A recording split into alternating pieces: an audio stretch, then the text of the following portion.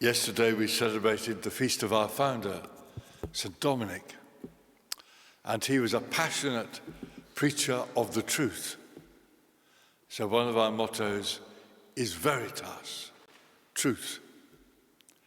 And today we celebrate St. Benedicta of the Cross.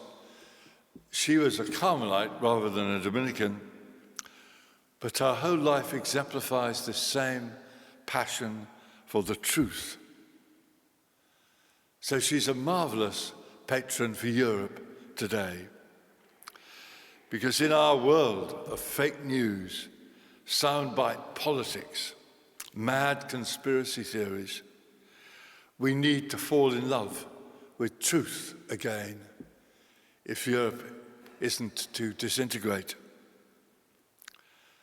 She was born Edith Stein, of Orthodox Jewish parents, in 1891. She was intellectually brilliant, one of the first women to matriculate at university in Breslau, where she studied psychology. And at this stage, it seems that she put aside her religious belief. She became an atheist. But in psychology, she didn't find what she was looking for. So she then moved to Göttingen University to study philosophy under Edmund Husserl.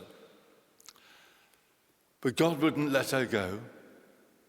At this stage, it appears, she went back to the Judaism of her ancestors. But she still had not found what she was looking for. She then turned to Protestantism. She discovered the beauty of the cross, which was to be her destiny. But she was not yet at home. And then one night, staying with a friend, she read the book that was to change her life, St. Teresa of Avila's autobiography. She read it all night long. And then she said when she finished, "This is the truth.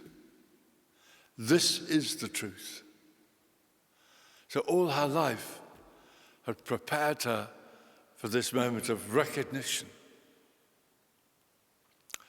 In some ways, she was like those wise virgins in today's gospel. All her life, she was gathering the oil. She was seeking the truth, where she could find it, following the trail, so that when the truth came, the bridegroom, she could recognize him. And perhaps this is our challenge too today, especially in our Europe, which has so lost its love for the truth, is to seek the truth in all that we do, in our daily conversations, in our studies, in our politics.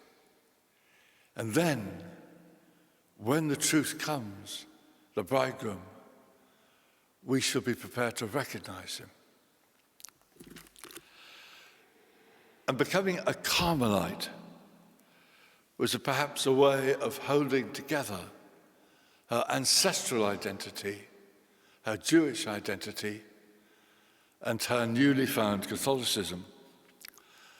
Mount Carmel was the mountain of Elijah, and it was there that the Carmelites located their origins.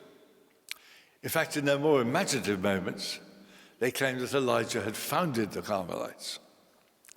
But luckily, there was a 14th century Dominican, Dr. Stokes, who claimed that we Dominicans were founded by Samuel, and so we were the older order.